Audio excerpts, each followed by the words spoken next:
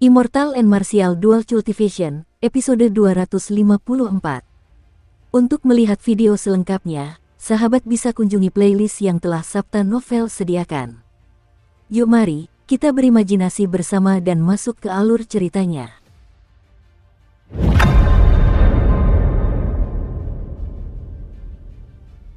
Kastil ini adalah markas besar gereja surgawi suci di Kabupaten Kizi. Setelah Xiao Chen mendapatkan detailnya dari Mo Fan, dia hanya membutuhkan setengah hari untuk bergegas ke sana.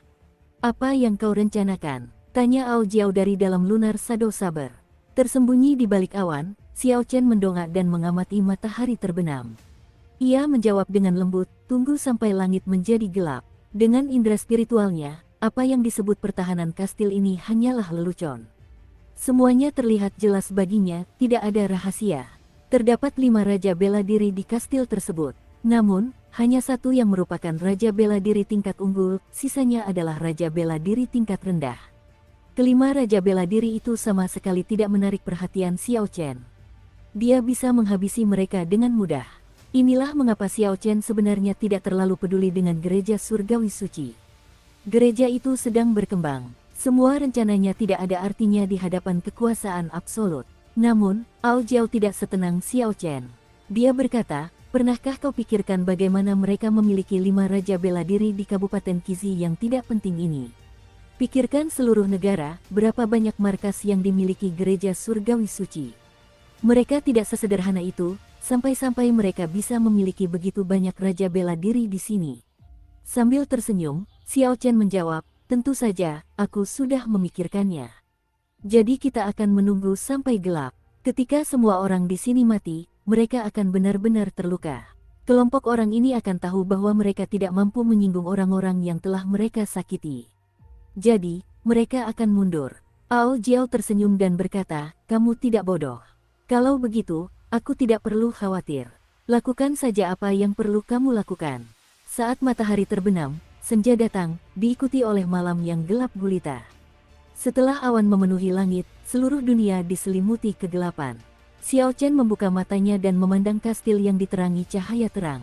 Bibirnya melengkung ke atas saat ia bergegas turun. Di kota Mohe, di halaman klan Zhang, aula dipenuhi orang. Semua Grandmaster bela diri elit dan yang lebih tinggi dari klan Zhang berkumpul di sini. Semua tetua tamu dari kalangan Saint bela diri juga hadir di sini. Kepala klan Zhang, Zhang Yan, duduk di tengah aula. Dengan mengandalkan perkembangan pesat mereka dalam 2 tahun terakhir, klan Zhang, yang mengendalikan sebagian besar bisnis di kota Mohe, berhasil mempekerjakan beberapa ahli. Terdapat puluhan ahli bela diri suci dan ratusan guru besar bela diri. Zhang Yan sendiri adalah raja bela diri tingkat rendah. Di kota Mohe, ia dianggap sebagai ahli puncak. Dengan kekuatan sebesar itu, dia tak terbendung di kota Mohe. Bahkan klan Xiao yang dulunya berjaya pun tak mampu menghentikannya. Adapun klan Tang yang sudah tidak berjaya lagi, mereka kini bahkan tak bisa dibandingkan dengan klan kelas 3. Saat itu, suasana di aula sangat hikmat. Tidak ada yang berbicara. Sebagian orang tampak gembira, sebagian berhati-hati, sebagian serius, sebagian ragu-ragu, dan sebagian lagi bersemangat. Akhirnya, seorang tetua yang sudah lanjut usia tak kuasa menahan diri untuk bertanya, Kepala klan, apakah kita benar-benar akan menyerang klan Xiao besok? Bukankah kita sudah menyetujui persyaratan Tuan Kota? Zhang Yan berkata dengan muram, awalnya, aku berencana untuk menunggu beberapa waktu. Namun, setelah kejadian di restoran beberapa hari yang lalu, aku khawatir situasinya telah berubah. Kita tidak bisa menunggu lebih lama lagi. Namun, kudengar Tuan Muda kedua klan Xiao adalah murid Paviliun Pedang Surgawi. Apakah itu akan menjadi masalah? Tanya seorang kultivator muda bermata sipit dengan cemas. Saat kultivator itu berbicara, semua kultivator yang hadir dan mengalami peristiwa 4 tahun lalu menunjukkan ekspresi ketakutan. Dada Zhang Yan juga terasa sesak. 4 tahun lalu, ketika dia memimpin pasukan untuk menghancurkan klan Xiao, dia beruntung bisa selamat. Takdirlah yang memungkinkan klan Zhang meraih kejayaan seperti sekarang ini. Adapun para kepala klan Tang dan klan Leng, mereka telah meninggal. Klan mereka juga mengalami kemunduran. Namun, kepala klan Zhang menjadi tenang dan tersenyum. Ia berkata, tidak perlu takut. Sekarang, kita memiliki perlindungan gereja surgawi suci. Jadi, apa masalahnya jika putra Xiao Xiong hebat? Bukankah putra sulungku juga hebat? Ia sekarang adalah murid inti Sekte Pedang Kabut. Lagi pula, bocah itu sudah diusir dari klan oleh Xiao Xiong. Apa yang kalian khawatirkan? Ini adalah kesempatan terbaik yang kita miliki.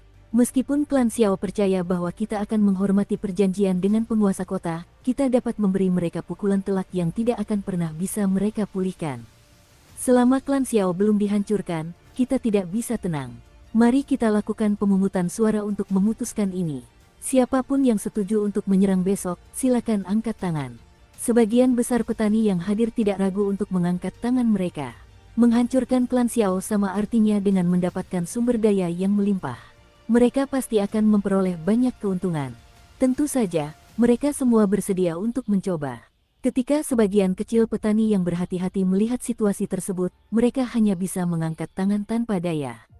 Zhang Yan berkata dengan puas, "Bagus sekali. Besok pagi kita akan berangkat untuk membasuh klan Xiao dengan darah. Mulai sekarang, demi menjaga kerahasiaan, tidak seorang pun diizinkan meninggalkan aula ini." Puci, saat ini, di kastil di Gunung Giok Surgawi, Xiao Chen memulai pembantaiannya. Di tangannya, gereja surgawi suci yang sangat dihargai oleh kepala klan Zhang bagaikan sayuran di atas talenan. Semuanya mati dengan cepat, dia bahkan tidak repot-repot menghunus pedang bayangan bulan. Perbedaan kekuatan seperti itu bagaikan jurang yang tak bisa dilewati. Keunggulan jumlah mereka hanyalah lelucon. Sejak Xiao Chen turun, nasib orang-orang di kastil telah ditentukan, mereka tidak punya jalan keluar. Tangisan pilu bergema, tak seorang pun bisa menghentikan Xiao Chen di kastil, bahkan menundanya pun tidak ada. Di aula di titik tertinggi kastil, kelima raja bela diri, yang bertanggung jawab atas tempat itu, menatap Xiao Chen dengan tatapan penuh amarah. Di bawah kaki kelima orang itu terdapat deretan anak tangga dengan lebih dari 1000 anak tangga. Xiao Chen dengan santai meninju 2 kali dan hembusan angin tinju yang dahsyat menghantam 2 kultivator berpakaian hitam terakhir yang menghalangi jalannya hingga terbelah 2. Akhirnya, Xiao Chen tiba di kaki tangga. Kemudian, dia perlahan melayang ke atas, menatap kelima orang di depannya. Orang terkuat di sana adalah Raja Bela Diri tingkat unggul. Dengan kultivasi seperti itu, tidak salah jika dikatakan bahwa dia adalah orang terkuat di Kabupaten Qizi. Namun, itu masih belum cukup untuk menghadapi Xiao Chen. Jubah hitam orang itu jelas lebih berat daripada yang lain. Pola kuno pada jubah itu juga lebih rumit, membuatnya tampak lebih bermartabat dan hikmat. Raja bela diri pertama dari sebelah kiri menatap Xiao Chen dan berkata dingin, "Teman, apapun alasanmu datang, kau tetap bisa pergi sekarang. Biar kukatakan dengan jelas, gereja surgawi suci bukanlah lawan yang bisa dihina oleh Raja bela diri tingkat unggul puncak." Meskipun takut, nadanya tidak menunjukkan kepanikan. Xiao Chen membalas dengan suara dingin, "Bodoh. Apa aku katakan bahwa aku adalah Raja bela diri tingkat unggul puncak? Kakak." Xiao Chen dengan cepat menghunus pedang bayangan bulan dengan kecepatan kilat. Cahaya ungu yang menyilaukan bersan Yao dan ki pedang yang sangat cepat melesat keluar. Orang yang berbicara itu langsung terbelah menjadi 2. Tubuhnya meledak dan berubah menjadi genangan darah. Kita salah menilai. Orang ini adalah Raja bela diri setengah langkah. Berpencar dan lapor ke markas bahwa kita menyerahkan Kabupaten Qizi. Orang yang berada di tengah tampak sangat terkejut. Dia segera mundur dan 3 orang lainnya berlari ke arah yang berbeda. Kelima orang itu mengira Xiao Chen hanyalah seorang Raja bela diri tingkat unggulan tingkat puncak. Dengan kekuatan gabungan mereka, seharusnya mereka mampu membunuh Xiao Chen. Namun, kelima orang itu tidak menyangka bahwa ketika Xiao Chen menghunus pedangnya dan menunjukkan kekuatannya, dia bisa membunuh mereka dalam sekejap. Perbedaan kekuatan sebesar itu tidak bisa diimbangi dengan jumlah atau trik. 9 transformasi naga pengembara. Sosok Xiao Chen bergetar dan terpecah menjadi 4. Kemudian, dia mengejar keempat pria berjubah hitam itu. Angin sepoi-sepoi bertiup dan semua niat membunuh Xiao Chen lenyap. Namun sebelum keempat orang itu sempat bereaksi, niat membunuh yang luar biasa meledak.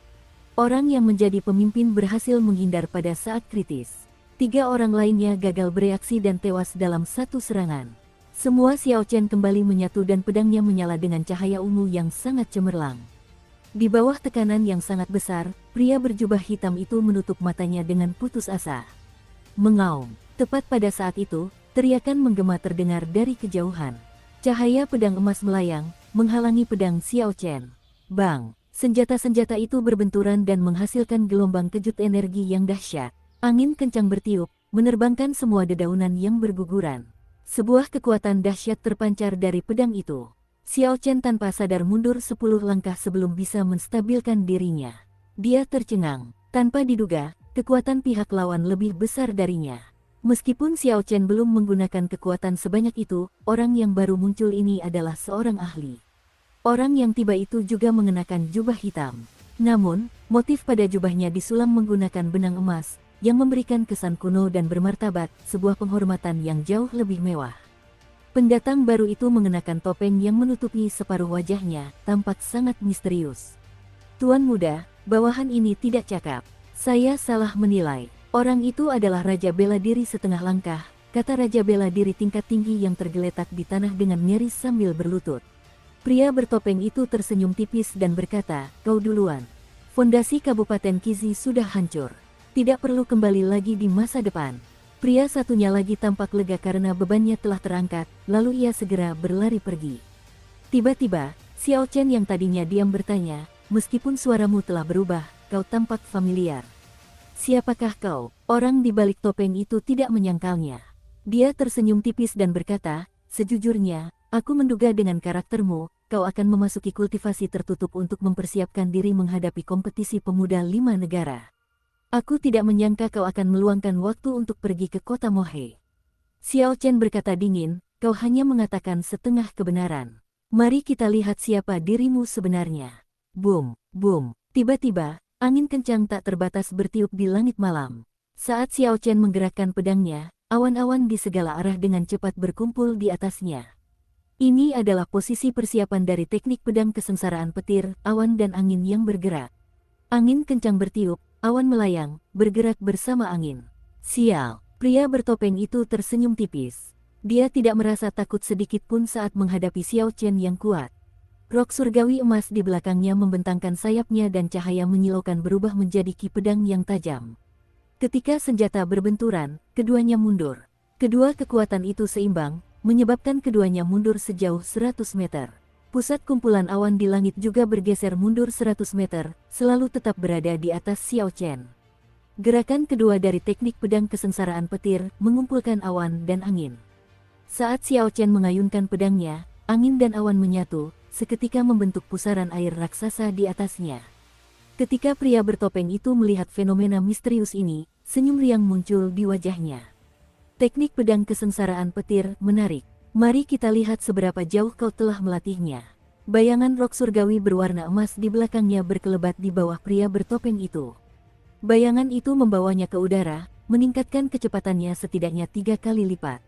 Dukung terus channel YouTube Sabta Novel. Cahaya pedang yang menyilaukan langsung tiba di depan wajah Xiao Chen. Rok surgawi mengepakkan sayapnya, menciptakan angin kencang. Rambut dan pakaian Xiao Chen berkibar tanpa henti. Untuk menghadapi serangan pedang ini dengan kecepatan maksimal, pedangnya dengan cepat mengumpulkan energi dari angin dan awan lalu menangkisnya. Bang! Gelombang kejut yang dahsyat menerjang. 1000 anak tangga di bawah mereka berdua hancur berkeping-keping menjadi pecahan batu. Energi dahsyat dari keduanya bertabrakan di udara, memancarkan cahaya yang menyilaukan di langit malam. Xiao Chen dengan cepat berputar di udara, meredam kekuatan di pedangnya. Dia hanya bisa menggambarkan serangan lawannya sebagai serangan yang cepat. Serangan itu begitu cepat sehingga kekuatan yang dibawanya setara dengan teknik bela diri tingkat superior peringkat bumi tingkat puncak. Bahkan, mungkin lebih kuat lagi. Ledakan. Tiba-tiba, guntur bergemuruh beberapa kilometer di langit. Angin dan awan berkumpul dari segala arah. 3 gerakan pertama dari teknik pedang kesengsaraan petir akhirnya selesai. Awan dari segala arah berkumpul, tebasan angin petir. Teriak Xiao Chen dengan ganas. Dengan memanfaatkan momentum yang besar, dia mengeksekusi gerakan keempat dari teknik pedang kesengsaraan petir. Teknik pedang kesengsaraan petir terdiri dari total 9 gerakan. 3 gerakan pertama mengumpulkan momentum dan energi, 3 gerakan tengah mendatangkan petir, dan 3 gerakan terakhir memanggil kesengsaraan petir. Inilah inti dari teknik pedang tersebut. Setelah teknik pedang ini dieksekusi, fenomena misterius itu seperti sambaran petir yang sesungguhnya. Perlahan-lahan berkumpul dan meledak pada akhirnya. Dengan dukungan niat pedang, Xiao Chen mengeluarkan kekuatan besar dari tebasan angin petir ini. Angin bertiup, awan berarak, guntur menggelegar. Berawal dari momentum angin dan awan, kekuatan kilat yang meletus adalah hantaman angin kilat. Pedang itu bergetar dan menyala dengan kilat ungu terang.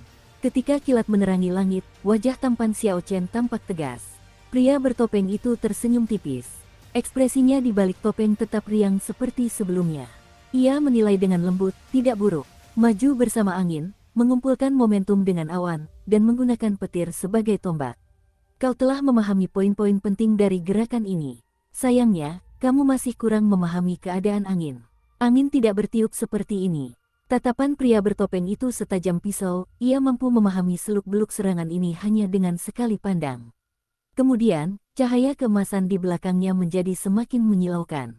Cahaya yang begitu terang menerangi malam, lebih terang dari siang. Siu, pria bertopeng itu mengayunkan pedangnya ke depan.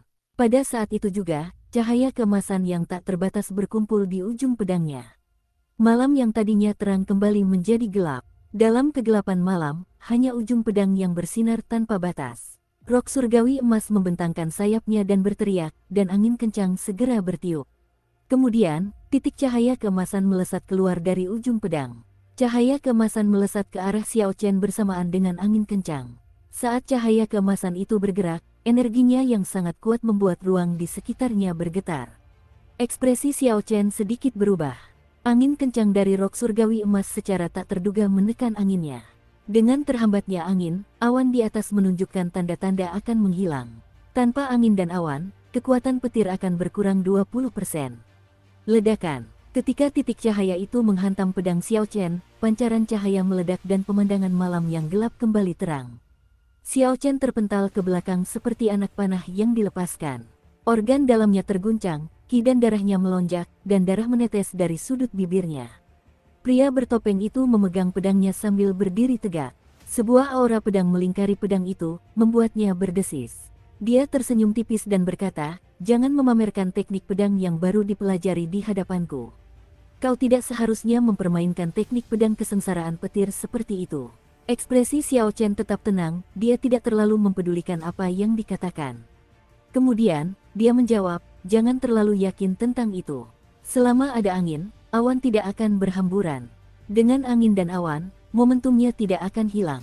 Saat Xiao Chen berbicara, angin kencang yang diciptakan oleh rok surgawi emas itu tiba-tiba mulai berputar di sekelilingnya, di bawah kendalinya. Awan di atas mulai berkumpul lagi. Xiao Chen meningkatkan momentumnya dan segera menggunakan jurus kelima dari teknik pedang kesengsaraan petir, tebasan petir jatuh. Gerakan ini sama sekali tidak rumit, gerakan ini hanya menggunakan kekuatan petir surgawi yang turun dari langit untuk menebas pria bertopeng itu. Bang! Pria bertopeng itu sedikit terkejut. Jelas, dia tidak menyangka Xiao Chen akan bereaksi secepat itu. Anehnya, Xiao Chen menggunakan angin lawannya untuk mendapatkan kembali momentumnya. Sial! Dalam waktu yang dibutuhkan untuk memunculkan percikan api, pria bertopeng itu dengan cepat mengayunkan pedangnya. Bilah pedang berbenturan dan percikan api berterbangan kemana-mana saat kekuatan listrik yang sangat besar meledak. Langkah ini memaksa pria bertopeng itu mundur beberapa ratus meter. Retakan menyebar di rok surgawi berwarna emas di belakangnya, seolah-olah rok itu akan meledak kapan saja. Menarik, pria bertopeng itu tersenyum tipis dan melambaikan tangannya dengan santai. Rok surgawi berwarna emas di belakangnya hancur dan berubah menjadi 9 pilar cahaya yang turun dari langit, mengelilingi tubuhnya. Sial, Xiao Chen tidak memberi pria bertopeng itu banyak waktu untuk bereaksi. Dia dengan cepat melompat ke udara dan, memanfaatkan momentum angin dan petir, dia mengeksekusi teknik pedang kesengsaraan petir untuk menyerang sekali lagi. Sial, sial, sial. Setelah rok surgawi emas itu tercerai-berai, pria bertopeng itu tampak menjadi lebih kuat. Dengan perlindungan dari 9 pilar cahaya, dia tetap terpaku di tanah tanpa bergerak sedikit pun. Sebuah pedang menari-nari di sekelilingnya, memancarkan cahaya yang gemilang saat melindungi pria bertopeng itu dengan erat. Pedang itu berulang kali memblokir serangan Xiao Chen. Ketika pria bertopeng itu bermandikan pancaran cahaya tersebut, ia tampak suci dan hikmat. Saat intensitas serangan pedang dan sabetan pedang berbenturan, gelombang kejut menghancurkan kastil besar di sekitar mereka, meninggalkannya dalam reruntuhan. Ketika Xiao Chen telah meningkatkan momentumnya hingga batas maksimal, awan petir akhirnya mulai bergejolak. Dia mengeksekusi gerakan pertama dari 3 gerakan terakhir teknik pedang kesengsaraan petir, berteriak keras, "Kesengsaraan petir bumi." Seluruh energi spiritual yang terkait dengan petir di seluruh gunung giok surgawi berkumpul di pedang Xiao Chen, beresonansi dengan awan petir di atasnya. Gerakan ini menghubungkan langit dan bumi. Ia mengubah kesengsaraan tanpa batas yang dibentuk oleh listrik bumi menjadi teknik pedang saat ia melesat maju. Bang! Tanah di mana-mana kecuali 1 meter di sekitar pria bertopeng itu meledak. Sebuah lubang bundar yang dalam muncul di sekelilingnya. Gumpalan-gumpalan tanah yang tak terhitung jumlahnya melayang di udara, diselimuti listrik. Kesengsaraan petir surgawi. Ekspresi Xiao Chen tidak berubah saat dia mengeksekusi gerakan ke-8 dari teknik pedang kesengsaraan petir. Pada saat ini, semua energi spiritual berelemen petir di langit berubah menjadi 9 kilatan petir surgawi dan turun, berkumpul di pedangnya. 9 kilat ungu itu bagaikan naga banjir yang mengamuk. Mereka merobek langit malam saat turun. Ruang angkasa hancur berkeping-keping di hadapan teknik pedang ini. Cahaya keemasan di sekitar pria bertopeng itu berubah menjadi pasir keemasan padat yang menari-nari di sekelilingnya. Seperti sebelumnya, dia tidak bergerak saat dengan kuat melawan serangan ini. Ledakan, lubang melingkar di sekitar pria bertopeng itu dengan cepat membesar. Tak lama kemudian, seluruh puncak gunung hancur berkeping-keping akibat serangan ini. Listrik dari serangan itu menghancurkan semua bebatuan hingga menjadi debu. Saat kepulan debu mereda, sebuah pilar batu muncul di bawah kaki pria bertopeng itu. Pilar ini tingginya lebih dari 1 kilometer. Puncak gunung di sekitarnya, hutan, dan kastil semuanya telah hancur menjadi debu. Cukup, melihat Xiao Chen hendak melakukan gerakan terakhir dari teknik pedang kesengsaraan petir, pria bertopeng itu akhirnya bertindak. Dia dengan santai mengacungkan pedangnya dan langit dipenuhi cahaya yang tampak nyata. Cahaya itu berubah menjadi pedang dan melesat ke arah awan badai yang berkobar di atas Xiao Chen. Langit dan bumi adalah alam yang adil, melampaui manusia. Bintang-bintang ada di atas dan gunung-gunung serta sungai-sungai ada di bawah. Dengan alam semesta yang terang benderang ini, bagaimana mungkin seseorang takut pada setan? Tiba-tiba, sebuah nyanyian merdu terdengar dari pegunungan dan hutan, seperti paduan suara 10.000 orang yang bernyanyi bersama. Seluruh langit dan bumi tergerak oleh nyanyian itu. Mantra kebenaran yang luar biasa. Ini adalah seni pedang resmi dinasti Tianwu.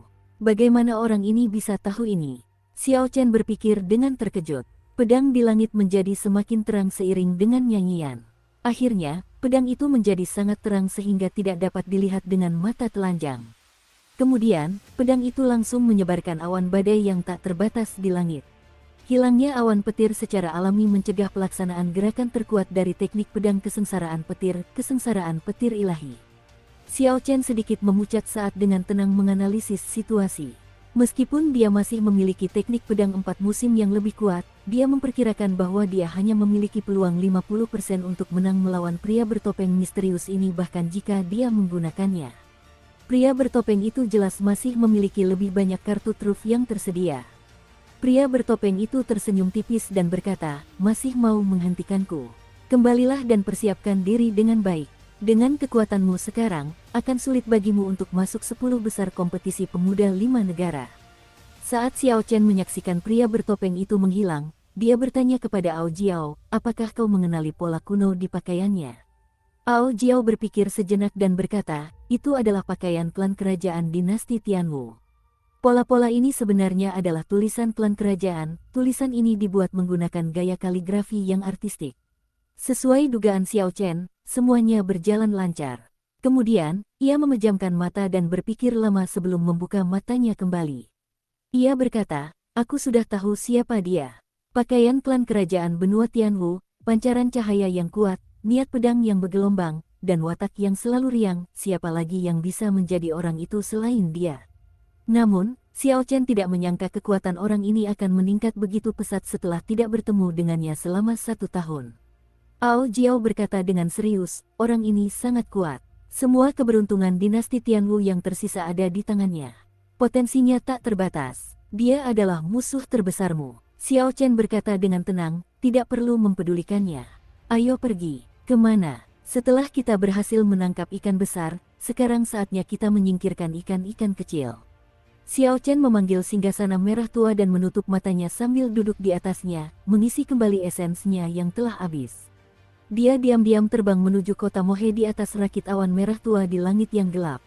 Di belakangnya, hanya tersisa sebuah pilar batu dari gunung terbesar di Kabupaten Kizi, Gunung Giok Surgawi. Awan debu menyelimuti area tersebut, dan tidak kunjung reda dalam waktu lama. Setelah 4 jam, sebelum senja, awan merah menyala muncul 1 kilometer di atas kota Mohe. Xiao Chen membuka matanya. Ia telah pulih dari semua kelelahannya. Matanya kini memancarkan kilatan cemerlang dan auranya benar-benar tenang, semuanya tampak damai. Dia berdiri dan berjalan ke tepi awan merah tua. Kemudian dia menunduk dan menatap kediaman megah klan Zhang. Siu, singgasana merah tua itu berubah menjadi seberkas cahaya merah dan kembali ke dahinya. Kemudian, dia perlahan melayang turun. Dalam kegelapan malam, Xiao Chen mendarat dan berdiri di tembok klan Zhang tanpa mengeluarkan suara. Ketika melihat sekelompok kultivator yang sedang berpatroli, ia menggerakkan jarinya dan mengirimkan 2 gumpalan api ungu. Api ungu itu melesat seperti anak panah dan lubang berdarah muncul di dahi para kultivator tersebut. Kemudian, mereka jatuh ke tanah tanpa mengucapkan sepatah kata pun. Xiao Chen memperluas indera spiritualnya dan dengan cepat menemukan sesuatu yang tidak biasa terjadi di aula tersebut. Ratusan Grandmaster bela diri elit, puluhan Sein bela diri, dan kepala klan Zhang semuanya berkumpul di sini. Beberapa orang duduk bersila dengan mata tertutup, beberapa mengobrol satu sama lain, dan beberapa minum teh sambil mengobrol. Suasana aula yang terang benderang itu tampak sangat aneh.